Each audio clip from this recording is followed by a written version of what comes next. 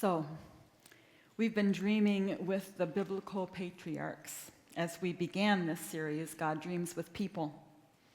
Today, we skip right past how the Israelites came to be in Egypt, how they escaped Egypt and wandered around in the wilderness, finally arriving in the Promised Land. And there they begged for a king, and God gave them one, even though this was not God's best intentions for them. And we're skipping right past King Saul and King David and landing on King Solomon, David's successor to the throne. A few weeks ago, Janice said that she didn't much like Jacob.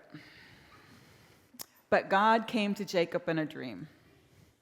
This week, I can say the same thing about Solomon. I don't really much like him. There was conniving and there was drama to get him to the throne. It didn't take him very long to find himself an Egyptian bride, even though God had warned against taking foreign wives because this would lead to worshiping foreign gods. Indeed, the verse just before what was read this morning goes like this. The king went to Gibeon to sacrifice there, for that was the principal high place.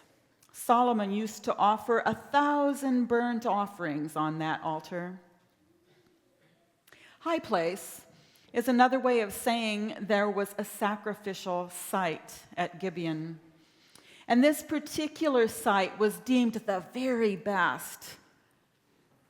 But just who Solomon was worshiping there is a debatable point, for this was not an Israelite city. Now, to be fair, the temple had not yet been built. Solomon's worship could have been legit. The high places can be a code for the place of worship for the true and living God. But if he loved God so much, why not get that temple built? Let's just say it wasn't Solomon's first priority. And yet, God came to Solomon. God appeared in Solomon's dream and invited him to ask for anything at all. And Solomon asked for wisdom. Now, wisdom can mean many things. When Solomon's father David asked for wisdom, he was usually asking for the ability to make good political choices. But in this particular instance, in his dream state, Solomon asks for the kind of wisdom that results in good judgments. The New Revised Standard Version, what you heard read this morning, doesn't show Solomon's request quite as well. It says that Solomon asked for an understanding mind to govern God's people, able to discern between good and evil, for who can govern this your great people? God likes this request and says, I give you a wise and discerning mind. Sometimes I like to use a version called the Tree of Life version, which is a Messianic Jewish translation. It gives me a clearer picture of how a Jewish person would understand a particular passage. And this is how the Tree of Life version translates the same verses. So give your servant a mind of understanding to judge your people, to discern between good and evil. For who is able to judge this great people of yours? And God responded, because you asked for this thing and have not asked for yourself long life, nor asked for yourself riches, nor asked for the life of your enemies, but asked for yourself understanding to discern justice. Behold, I have done according to your words. I have given you a wise and discerning mind, so that there has been none like you before you, nor shall anyone like you arise after you. Do you see the difference? Solomon asks for wisdom to govern or to judge, and God responds with a wise and discerning mind, or put another way, understanding to discern justice. It's a nuance that the commentators talked about, but I didn't quite catch it until I read the Tree of Life version, because I don't read Hebrew. David asked for wisdom, but the wisdom he wanted was for building a political kingdom. Solomon also asked for wisdom, and he was asking for a mind that is just. God loves justice. In Micah 6:8, we read, God has told you, O mortal, what is good. And what does the Lord require of you but to do justice and to love kindness and to walk humbly with your God? Solomon asks for a mind to govern justly, and God is pleased with this request. Dreams for justice are God's kind of dreams. I'm going to switch gears here for just a moment, but I will get back to justice, I promise. We've been living with our becoming statement for a year now, and it has sparked a few dreams. One of the dreams came about because we had some money left over in our budget last year. And when this happens, it is the board's responsibility to suggest some ways that this money might be used. The becoming statement, and no, you can't read it. This is just to remind you. You can read it out there. It looks like that, only it's clear and you can read it. The becoming statement was brand spanking new, and we were just beginning to live into it. Well, the board began to dream. What would it look like if we set some money aside to assist those who are sensing God calling them into a new way of living, sparked by the becoming statement? For instance, what if someone was inspired by the statement about being the hands and feet of Christ and had an idea of how they could help to turn worship into justice and justice into worship? And what if the only thing holding them back was money? Could we use some of our excess funds to fund this dream? Or what if someone had an idea that was risky, but could potentially bring life and hope to someone who had been marginalized, making social justice come closer for that someone, and it was just going to take some money that was more than they could muster? And the board began to imagine something called the Becoming Fund. The guidelines begin with these words: as a congregation, we have committed to become the hands and feet of Christ, turning our worship into justice and justice into worship. Transformed and liberated in a way that liberates others. A gathering place for the hurting, where healing and growth are unleashed. A community that takes risks for the marginalized, for social justice, diversity, and authenticity. We didn't call it a dream when this fund was being birthed. But now, as we focus this year on turning loose the dreamers, which is a phrase that also comes from the becoming statement, well, we dreamed this becoming fund into existence. The very intention of this fund is to turn loose the dreamers so that the dreams that they are dreaming with God can more easily become reality. That's the dream. We have had one person in our congregation who accessed our Becoming Fund. She dreamed the dream. It was a costly dream. But she knew about the Becoming Fund. Would this be an avenue to help her dream become reality? This person is Deb Handrich, and I've invited her to come and tell you about her dream. So Deb, would you come and share, please?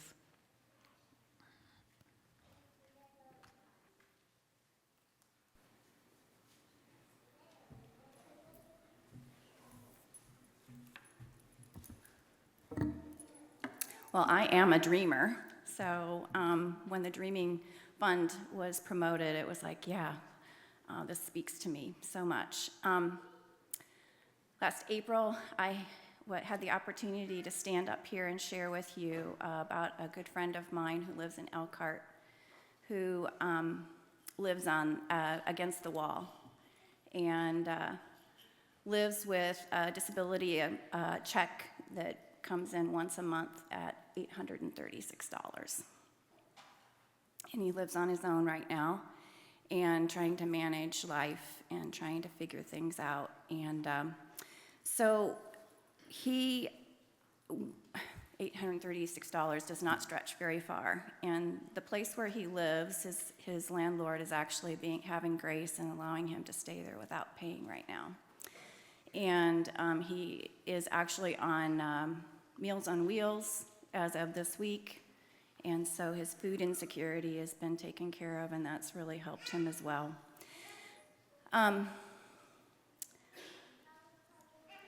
This statement, my statement this year, has been, we are a church that recognizes and laments the toxic systems and empty cups of our world today. We are becoming a community that takes risks for the marginalized, for social justice, diversity, and authenticity. And when I read that statement, I just knew it was mine. And so it's been traveling with me all year. And as I interact with my friend, I call him a brother now because he's just a really close individual. I've connected and in a way that is purposeful. And he, in his sharing with me, has shared that he's tried. He's tried to get an apartment somewhere else. And his roadblock has been, he has a felony in his background, a 30-year-old felony that he's been a good citizen since 2005, being out from prison. But he has this felony, and so when on the application forms of these different apartments that he's tried to find a place to live, there's one line that he has to check a box, yes or no, and do you have a felony? Have you had a felony? And he can't lie. He has to say yes, and so that stops the process for him to be able to get housing and housing assistance. Section 8 is off limits for him. All the things that are within the system are not available to him. So a friend of mine, a very good friend of mine, who is a social worker, shared with me recently that there is a way through the legal system that you could possibly see whether or not his felony could become expunged. And she encouraged me to research it. So one Monday morning, it was my day off, and one Monday morning I did a Google search, and I found a couple different attorneys, some local, some here in our state. And the attorney I ended up with, no one local would be able to take it on, but the attorney that I ended up with was in Indianapolis, and he actually helped write the law that expunges felonies, and that went into effect in 2013. So my friend, we were able to work with this attorney and spend some money to get the process started. And so we started the process in July of this summer.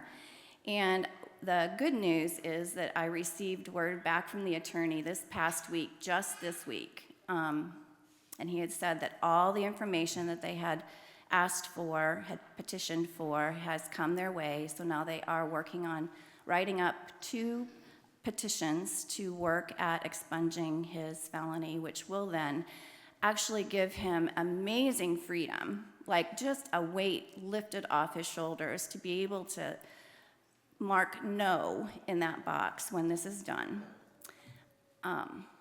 And I'm just faithfully trusting that it will become his reality, because this is the direction that we've been led on. I don't know where this is going to go for him once it is expunged, whether or not that will open up some new doors for him. I'm in hopes that it will open up Section 8 housing, I'm in hopes that it will allow him to be in a safe, dry dwelling with good running water, hot water, because right now he's been taking cold showers for a year and a half.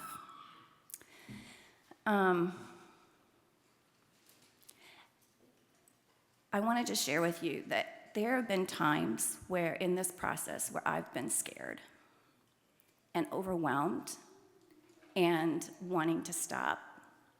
And I have thought in my prayer life, I've thought,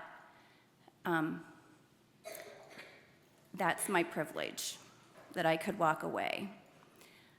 So, and then I get this nudge of keep going, just keep going. Don't worry about what's next, just keep going with this. And all the other things will unfold as they unfold. And so I don't know on his income of $836 if there is even an option for housing for him once this gets done and over with, but I'm trusting God that there will be.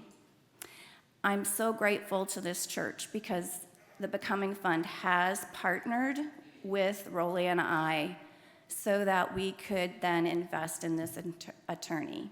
And so it's really neat to be able to take this individual goal to then allow it to become a bigger part of this body here. You are partnering with something really great. Our body, our Silverwood body has the opportunity to literally free an individual. For that, I'm grateful. So I'm dreaming, and I'm dreaming big.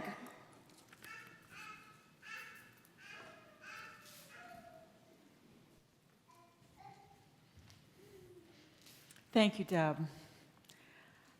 I am so glad that you are dreaming big. I am so glad that you thought of the Becoming Fund and that we're able to partner with you in just a small way. So glad. And I am trusting, too, good things for your friend. If you have a dream that you think might fall into the Becoming Fund guidelines, the place to begin is a conversation with Janice Troyer. She is the pastor who collects these requests and then sends them on to the board members. Your dream just might be one of those dreams that could be turned loose with the assistance of a little money boost. And this week I put copies of the Becoming Fund guidelines out on that table. That table is holding a whole lot of important papers. That table out by the great big Becoming statement. On that table you'll find copies of the Becoming Fund guidelines if you would like to take one and see for and have the words in front of you to know whether this might be something that you have need of. God was turning loose a nighttime dreamer with the invitation to Solomon to ask for anything. And God continues to come to us humans, even though we are less than perfect people. Maybe not doing all the stuff that Solomon did, but not quite living up to all of God's intentions for us. God still comes to us. God dreams with dreamers, sometimes in nighttime dreams, sometimes in daytime dreams, and most especially through Jesus. God dreamed a huge dream for people that through Jesus we would experience the love and forgiveness that God intends for each and every one of us. You see, the dream of justice that God has for us is one of love and forgiveness. It is a dream best seen in Jesus. All we need to do is come to Jesus and tell him of our need for his love and for his forgiveness. Tell him of our need for him. Jesus is eager to meet us in our needs. Today we celebrate Jesus' love and forgiveness with people around the world on this World Communion Sunday. There are certainly plenty of places in the world today that need God's dream of justice to become reality. Before communion, we are going to sing a song that invites us to be a sower, a listener, a dreamer, to work for peace and to join in God's circle of peace. As we do so, we join in God's dream of justice for the world.